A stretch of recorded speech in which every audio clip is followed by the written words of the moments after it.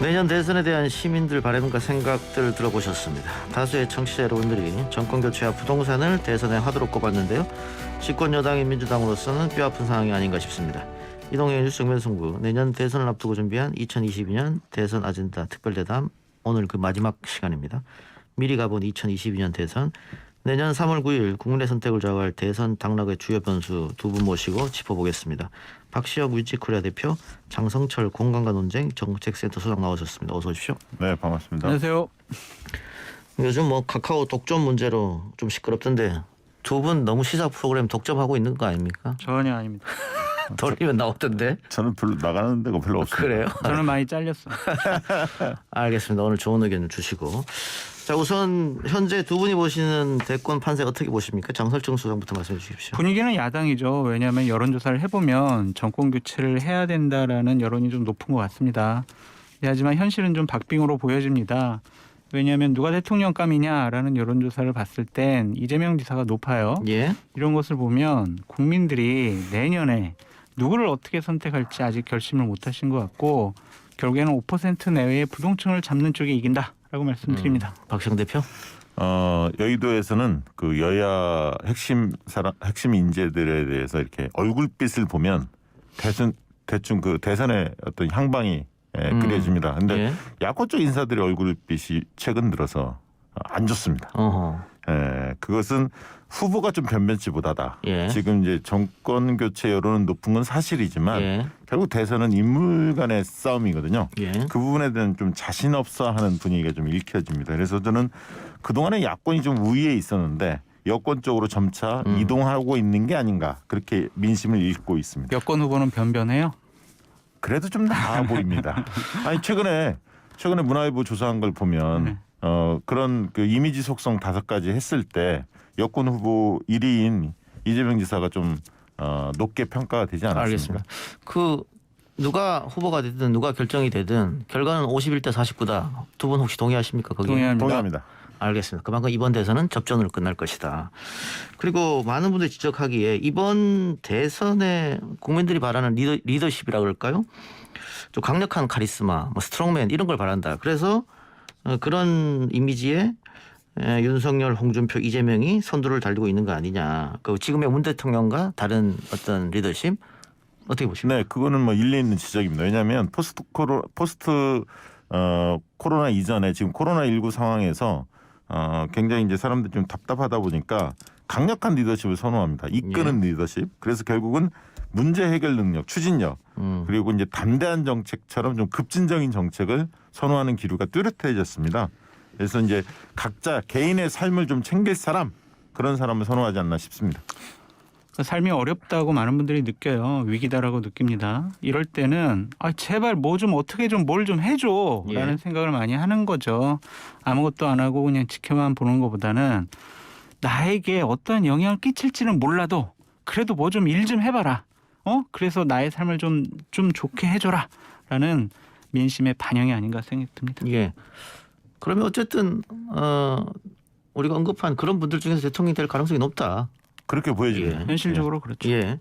그럼 이번 대선의 화두는 뭐가 될 것이냐? 뭐 단어로 설명하면 뭐 코로나, 부동산, 뭐 경제 어떻게 보세요? 부동산은 아닐 것 같아요. 왜냐하면 모든 후보가 거의 비슷한 수준의 정책 공약을 내세웁니다. 차별성을 느낄 수 없기 때문에 저는 결국에는 정권 교체가 시대의 화두가 될 것이다라는 생각이 들고 꼭 정권 교체라는 단어가 시대의 화두가 됐으면 좋겠다라는 바람도 있습니다. 최근에 잠시만요. 최근에 김종인 대표가 이재명이 대통령 돼도 정권 교체로 여긴다 이런 얘기 하셨는데. 그러니까 그게 이제 이재명 후보가 대통령이 되면은 문재인 정권의 여러 정책들을 뒤집을 것이고 일간에서는요. 이재명 지사가 되면은 문재인 대통령이 과연 법적으로 괜찮을까? 막 그런 얘기까지 보수 우파 쪽에서는 하더라고요. 예. 그런 점에 있어서 좀 이재명 지사도 정권 교체의 이미지를 가져가는 건데 결국에는 민주당이잖아요. 그러니까 정권 교체 이미지라기보다는 그분이 어쨌든 뭔가 일을 할 줄 안다라는 그런 이미지가 차이가 아닌가 생각됩니다.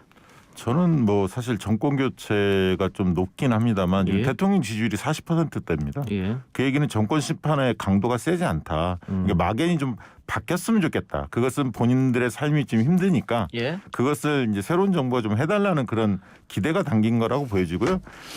만약에 이재명 후보가 대통령이 된다고 한다면 문재인 대통령과 좀 이미지가 좀 다르기 때문에 그것 또한 새롭게 느껴질 정권 교체 한 축으로 느껴질 시민들도 꽤 있을 것 같습니다.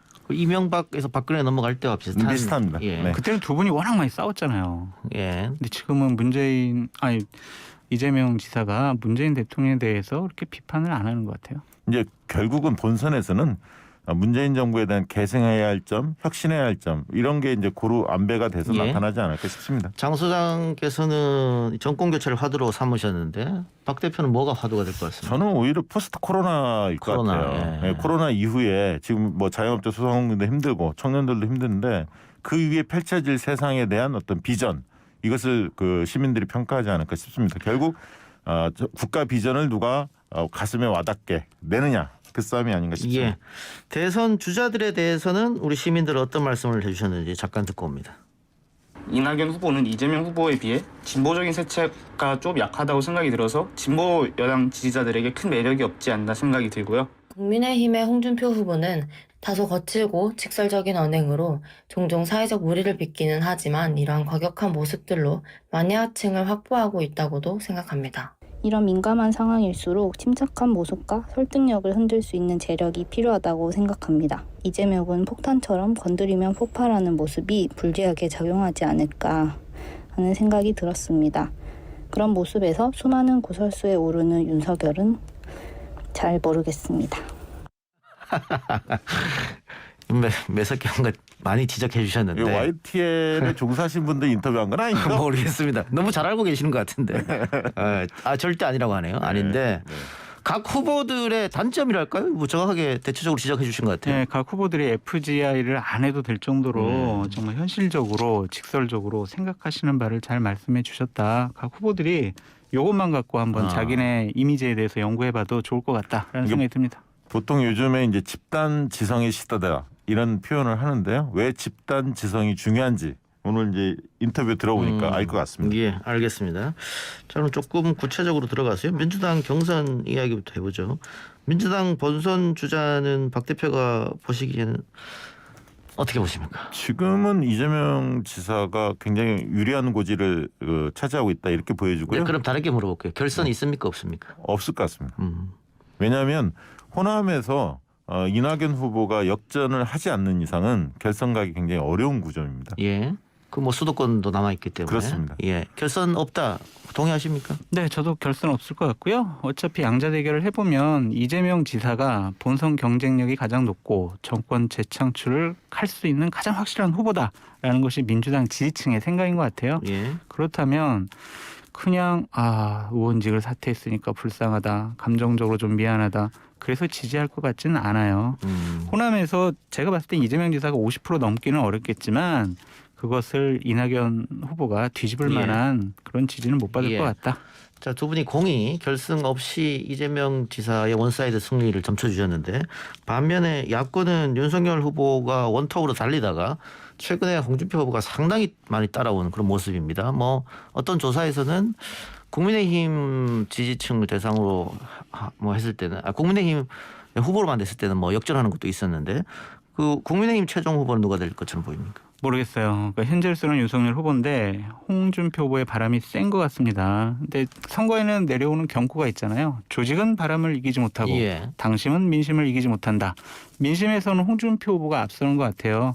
그래서 두 양자 간의 대결이 상당히 재밌고 흥미로울 것 같습니다. 지금 현재로 보면 윤석열 후보가 근소하게 우세하죠. 왜냐하면 예. 국민의힘 지지층 내에서 5대3 정도로 예. 윤석열 후보가 우세하기 때문에 그런데요. 반면에 앞으로 펼쳐질 두 달간의 레이스를 보면 홍준표 후보가 기세를 잡을 것 같습니다. 왜냐하면 윤 후보에게 지금 불어닥치는 사법 리스크가 꽤 있고요. 예. 그다음에 토론의 약점이 있고요. 그다음에 이제 최근에 말실수나 이런 것들이 계속 누적이 되면서 예. 대통령감으로서 준비가 돼 있는가에 대한 회의적인 시각들이 확산되는 것 같아서 적극 지지층 국민의힘 적극 지지층은 윤석열 후보를 여전히 지지하고 있습니다. 지지 강도 굉장히 높지만 소극적 지지층은 등을 서서히 돌리고 있다 이렇게 보여집니다. 제가 이 부분에 대해서는 예. 박시영 대표님의 의견에 대해서 적극적인 반박을 못 예. 하겠습니다. 예. 자, 그럼 박 대표가 말씀하신 윤석열 후보의 사법 리스크라든가 가족 리스크 또 뭐 한때는 일일 일망언이다 뭐 이런 얘기도 있었지 않습니까? 네. 이런 것들이 쌓이게 되면은 이제 조금 지지층에서 균열이 있지 않겠느냐. 그렇습니다. 근데 그럼에도 불구하고 이런 것들이 사실은 뭐 어제 오늘 일이 아니잖아요. 꽤 오래전부터 있었는데 네. 그럼에도 불구하고 윤석열 후보를 지지하는 정권 교체를 희망하는 사람들일까요? 그분들의 지지는 탄탄하게 받쳐주고 있다. 왜냐하면 그분들의 입장에서는 윤석열 후보가 무너지면 정권 교체 어렵다 이렇게 판단하기 때문에 지키고는 있는데 최근에 이제 ARS 조사하고 전화면접 조사하고 차이가 극명하지 않습니까? 근데 이제 전화면접 조사는 되게 소극적인 지지층들 정치에 관심이 덜한 분들도 응답을 하거든요, 여론조사에. 예. 그분들의 정서를 보면 그분들 같은 경우는 이제 정권 교체를 바라는 분들조차도 윤석열 후보에 대한 믿음, 신뢰 이런 부분들이 많이 약해져 가고 있는 게 아닌가 그렇게 보여집니다. 예. 반면에 홍준표 후보는 지난 대선에 쌓은 비호감 이미지가 아직 좀 있다. 게다가 막말 이미지도 있는데 후보 본인이 과거에 실수했던 걸 잘 알고 있기 때문에 조심은 하겠습니다만 막상 본 후보가 돼서 1대1로 싸우게 되면 언제 나올지 모른다. 그런 또 리스크가 있는 거 아니겠어요? 사람은 안 바뀌잖아요. 그러니까 본연 중에 은연 중에 그냥 본인의 옛날 버릇들이 나올 것 같다는 생각이 들고요. 아직까지는 홍준표 후보가 국민의힘의 후보가 되면 정권 교체를 확실히 할 수 있다라는 믿음을 지지층에 못 주고 있기 때문에 이 부분을 확실하게 극복하는 것이 가장 큰 중요한 변수다라고 말씀드려요. 자, 8명 컷오프는 뭐 어느 정도 예상된 대로 됐고 4명 컷오프에 누가 들어가느냐. 뭐 빅3 하니까 그분들은 들어갈 테고 마지막 한 자리가 원희룡, 최재형 뭐 이런 예상들이 많던데 어떻게 보세요? 여론조사상을 보면 최재형 후보가 좀 유리해 보이는 것 같고요. 기본적으로 민심에서 최재형 후보에 대해서 기대하는 부분이 있어요. 그렇기 때문에 최재형 후보가 좀 유리해 보이지 않나 생각됩니다. 최재형 후보가 유리하다. 박 대표님?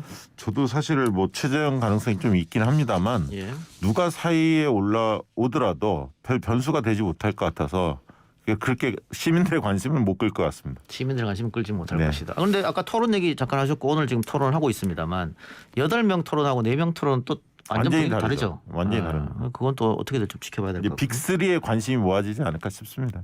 우선 관심은. 네. 네. 알겠습니다.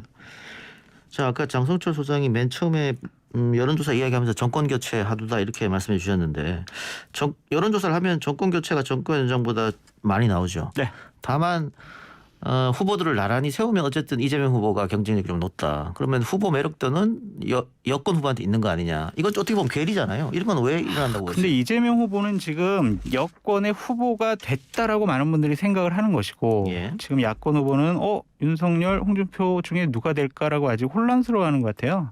그래서 일단은 민주당 후보는 정해져 있기 때문에 그쪽으로 좀 쏠려서 대통령 후보 깜이라고 했을 땐 이재명 지사가 높게 나오는 것 같은데 이것이 뭐 11월 5일 날 국민의힘 후보가 뽑히면 거의 뭐 비슷한 수준은 나오지 않을까 싶습니다. 네, 뭐 저기 아까 했던 문화일보 조사를 좀 자세히 볼 필요가 있는데 그러니까 이제 이미지 지지도에 비해서 이미지가 어떤가 이렇게 좀 비교를 해보면 가장 치명적으로 나온 후보가 바로 윤석열 후보입니다. 예. 그러니까 지지도는 양호한데 이미지 속성으로 보면 예를 들면 미래 비전 제시 능력이라든가 소통, 그다음에 추진력, 뭐 도덕성 이런 여러 가지를 측정을 해봤을 때 지지도에 비해서 굉장히 낮게 나오는 후보가 바로 윤석열 후보다. 그것은 무슨 얘기냐면 이미지 자체는 아직은 그 양호한 측면이 있지만 개별적인 속성, 자질적인 속성에 들어가면 굉장히 붕 떠 있다, 준비가 안 돼 있다 이런 부분들을 시민들이 좀 평가가 아닌가 예. 싶습니다.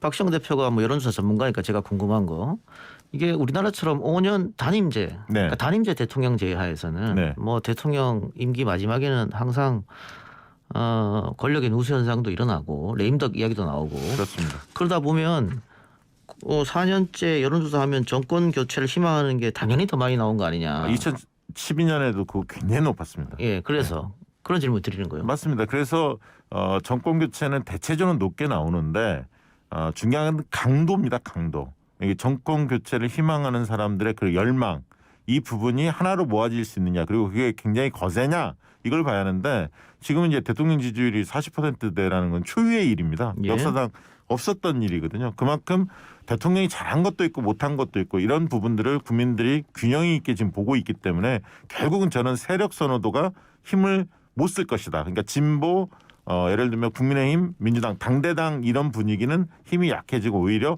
인물들을 따져볼 텐데 그러면 인물들의 여러 측면 중에서 도덕성보다는 저는 능력을 따질 것이다. 왜냐하면 포스트 코로나에 국민들 삶이 굉장히 어려워질 것이라고 국민들이 보고 있기 때문에 내 삶을 바꿔줄 사람이 누구냐. 그러면 결국은 인물 중에서도 도덕성 측면보다는 자질, 능력 이런 부분들을 중요 요소로 보지 않을까 그렇게 생각이 듭니다. 예. 대통령 지지율이 높다고 하는 것은 야권 입장에서 보면 대선에서 그렇게 유리한 건 아닐 텐데요. 근데 40%잖아요. 예. 40%로 대선을 이길 수가 없습니다. 정권 교체 하고 싶다, 해야 된다는 여론이 과반수가 넘기 때문에 대통령 지지율 40%는 다음번 대선에서 큰 의미가 없다라는 생각이 들고요. 결국에는 야권이 이번에 국민의힘 후보들 간의 경선을 얼마나 잘 정리를 하느냐와 마지막 남은 변수인 안철수 국민의당 대표와 단일화를 통해서 분열 없이 야권이 단일 대우로 대선을 치를 수 없느냐가 가장 중요한 문제 같다라는 생각이 듭니다. 방금 말씀하신 제3지대 네. 혹은 정의당의 변수 네. 어떻게 보세요? 있을까요? 이번에는 좀 양자 대결 그 경향이 너무 강하기 때문에 정의당의 변수는 그렇게 크지 않을 것 같은데 안철수 후보 같은 경우는 매니아층이 있어서 어느 선거를 나가도 한 3, 4% 나옵니다. 박빙의 싸움에서 3, 4%는 당선을 좌지우지할 수 있기 때문에 국민의힘 후보가 선정이 되면 안철수 후보와의 단일화 문제 아니면 당으로 끌어들이는 문제가 가장 눈앞에 떨어진 불이다라고 생각이 듭니다. 이번 선거에서 삼지대가 과거만큼 폭발력을 갖기는 어려울 겁니다. 왜냐하면 삼지대 상징성이 과거에 안철수 대표한테 있었는데 예. 많이 훼손됐거든요. 그리고 국민의힘과 여러 차례 통합이라든가 단일화 이런 부분을 추진했던 전력이 있어서 대표성이 있다 이렇게 안 보여지고 있고요. 국민들이 볼 때는. 그리고 열린민주당도 후보를 낼 가능성도 있습니다. 그러니까 최강욱 대표 같은 경우도 출마할 가능성도 여전히 존재하고 있고 예. 또 김동연 전 부총리 같은 경우도 존재하고 있습니다. 예. 이미 대선 출마 선언을 했고요. 그래서 삼지대에 심상정 후보도 있고 여러 후보들이 존재할 것 같고요. 다만 후보 단일화 여야 간의 최종 후보가 결정이 되면 후보 단일화를 통해서 1대1 대결 가능성이 있는데 국민의힘 쪽에서 만약 홍준표 후보가 나온다면 안철수 대표가 단일화하기가 쉽지는 않을 겁니다. 그런데 어쨌든 그 안철수 후보가 나온다면 국민의힘과의 단일화가 어렵다고 합니다만 가능성은 살아 있는데 그렇습니다. 민주당과 정의당의 후보 단일화는 이번에는 절대 없을 거란 말이죠. 없을 것 같습니다. 그랬을 때 지난번 대선에서 심상정 후보가 꽤 많은 득표를 했는데 그 당시에 이제 6% 얻었으니까 이번에도 그 정도 가지고 가면 민주당에서는 치명타 아니겠어요? 저는 그렇게 득표를 얻지 못할 것 같습니다. 최근에 이제 정의당 지지층을 분석을 해보면 20대가 지지층이 제일 높습니다. 지지도가. 그러니까 과거 40, 50대에서 지지를 받던 노동을 대변했던 사회적 약자를 대변했던 정의당 이미지가 요즘 이제 페미니즘이라든가 이런 다양성, 소수자 이런 부분을 대변하는 20대를 대변하는 몇몇 의원들이 있지 않습니까? 그 정서로 좀 바뀌었고 과거보다는 지지층이 굉장히 축소됐다. 그래서 저는 심상정 대표가 얻었던 6% 지난 대선의 득표 절반 수준으로 떨어질 가능성도 있다. 이렇게 보여집니다. 동의하십니까? 동감이에요. 왜냐하면은 새롭지가 않잖아요. 예. 그러한 점에 있어서 표를 민심을 유인할 만한 어떠한 정책이라든지 인물이 새롭지가 않아서 지난번만큼은 안 나올 것 같다는 생각이 들어요. 그리고 뭐 우리 이야기 중에 언급은 되지 않았습니다만 코로나 변수 지난 총선에도 총선 막바지에 코로나 환경이 좋아지면서 민주당이 많은 득표하는 데 도움이 됐단 말이죠. 이번에도 3월이 3월 초가 대통령 선거니까 뭐 집단 면역해서 연초에 마스크 벗고 뭐 모임 제한도 해제되고 하다 보면 여당이 유리하지 않겠느냐. 그렇습니다. 이게 해방감 같은 걸 느낄 겁니다. 일상 회복이 100%는 안 되더라도 상당 부분 일상 회복이 될 가능성이 높고 지금 벌써 이제 접종률 가지고 그 선진국과 비교했을 때 그동안 뒤처졌었는데 벌써 1차 접종은 미국, 일본을 앞서지 않았습니까? 만약에 2차 접종도 빠르게 지금 진행되고 있기 때문에 10월 말쯤 되면 2차 접종도 70% 넘을 가능성이 있습니다. 그렇게 된다면 다른 나라하고 이제 비교를 하게 돼 있거든요. 그러면 우리가 이제 방역과 백신 이런 부분에 있어서 그리고 경제 상황도 시민들의 삶은 여전히 팍팍하긴 합니다만 수출이 굉장히 호조를 띠고 있고 경제 성장률도 양호합니다. 그래서 대통령의 국정 주도력이 퇴임 때까지 끝까지 유지될 가능성이 굉장히 높다 이렇게 보여지고 그것이 바로 여권에게는 굉장히 희망적인 대선의 희망적인 징표가 아닌가 싶습니다. 아, 이건 가정을 상정해서 말씀하시는 거잖아요. 예, 그렇다면은 그렇죠. 네. 왜 지금 전국 교체 여론이 더 높은지 그거에 대한 설명은 현실적으로 해야 된다라는 생각이 들어요. 예, 알겠습니다. 자, 그리고 또 하나가 2030 젊은 층의 지지율인데 지금 보니까는 야당이 훨씬 높아요. 여당보다는 높고 특히 홍준표 후보한테 많이 가 있는 것 같다. 근데 과거에는 2030 젊은 층이 투표를 안 한다고 했는데 지난 대선이나 총선 보면 또 그것도 아니고 투표율도 높더라고요. 그렇게 봤을 때는 이 부분에 대해서는 여권이 뭔가 대책을 내놓지 않으면 대선에 어려울 것이다. 대책을 내놔도 백약이 무효일 것 같아요. 왜냐면은 젊은 애들 지금 대학 가기가 힘들고 대학 가서도 답답하게 비대면 수업하고 캠퍼스의 낭만 못 느낍니다. 예. 졸업해서 일자리 못 구합니다. 그리고 결혼하기도 힘듭니다. 집 마련하기도 힘듭니다. 자녀, 아이들 낳기도 힘들어요. 이런 상황에서 희망이 없다고 생각을 하는 거거든요.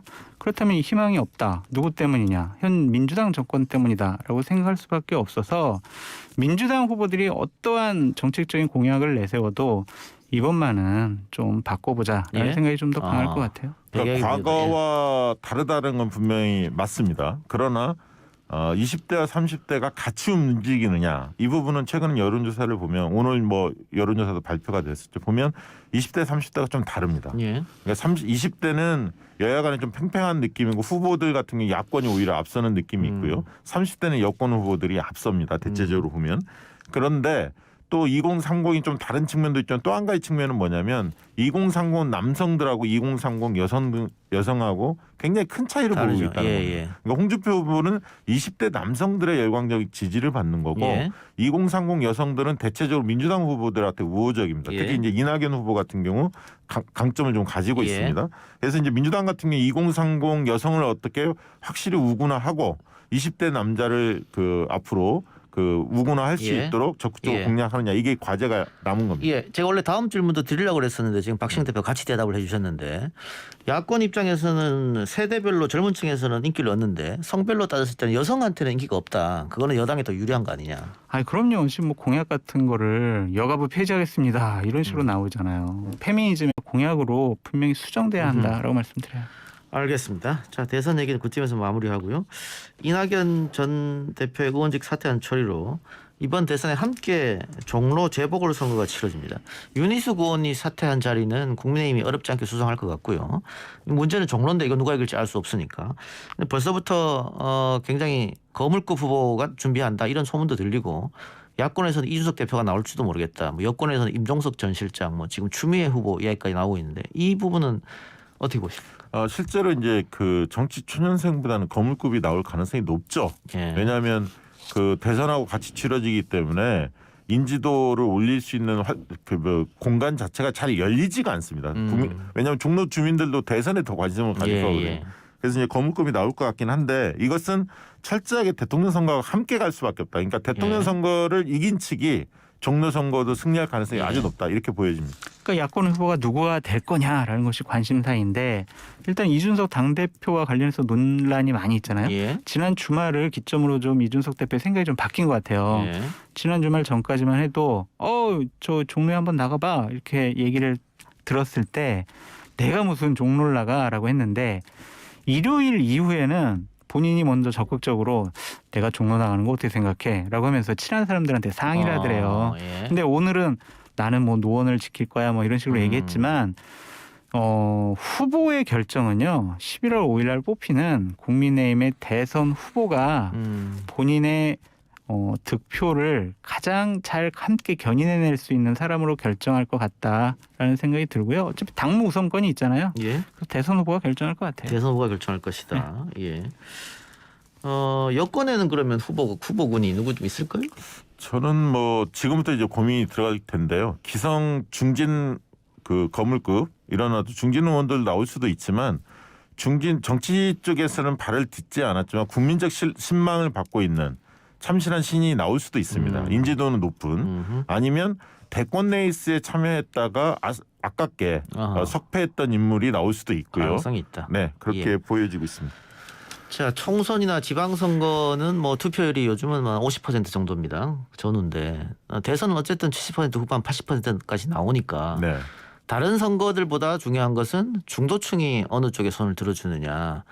뭐 양쪽에서 진보 보수 30에서 35%는 해가 뜨나 달이 뜨나 잘 안 움직이시니까 네. 중도층의 향방은 아직 6개월 남았으니까 좀 더 지켜봐야겠죠. 보통 이제 중도층이 표심을 결정할 때요. 그러니까 이제 경제를 되게 중시하지 않습니까? 경제 능력을 중시하고 이제 태도적인 측면과 능력적인 측면 두 가지를 중도층은 많이 따집니다. 태도적인 측면은 뭐 품격이나 안정감 이런 걸 따지지만 또 그런 걸 떠나서 능력적인 측면에서 실용주의라든가 뭔가 아까 있던 경제 능력이나 이런 것들 추진력 이런 걸 굉장히 높게 사거든요. 그래서 과연 태도를 중시할 거냐 능력을 중시할 거냐 이게 이제 중도층의 고민일 텐데요. 예. 저는 아까 포스트 코로나 이 국면에서 태도보다 능력을 중시할 것이다. 이렇게 중도층의 아하. 표심을 읽고 있습니다. 그런데 이재명, 홍준표가 최종 후보 되면 태도는 두 사람 비슷하지 않아요?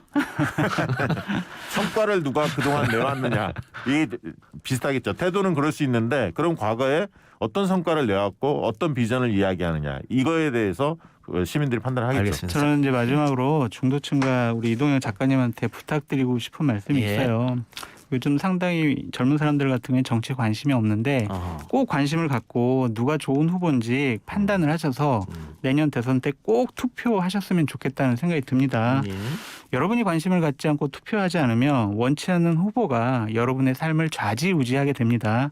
그렇기 때문에 꼭 투표하셨으면 좋겠고요. 영향력이 많으시고 해안이 높으신 이동영 작가님도 예. 정권 교체라는 국민 다수가 원하고 있는 큰 흐름에 참여하셨으면 좋겠다라는 생각이 듭니다. 아니, 저는 절대적 중립입니다. 장성철 수장이 이 자리를 고정 깨차려고 굉장히 전략적 발언을 하고 있네요. 아니 저 저녁 방송 못해요. 알겠습니다. 자, 오늘 두 분과의 긴 대담을 나눠봤는데요. 아직 시간이 대권이 6개월 남았기 때문에 중도층은 아직 마음을 정하지 않았습니다. 6개월 동안 여야 대선 후보들이 그 중도층의 마음을 어떻게 잡느냐, 그것도 그분들의 숙제이겠죠.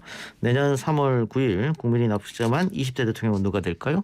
우리 YTN 이동현 뉴스 정면 승부도 그 역사 현장에서 함께하겠습니다. 두 분 오늘 말씀 여기서 마무리하겠습니다. 지금까지 장성철 소장, 박시영 대표였습니다. 말씀 고맙습니다. 감사합니다.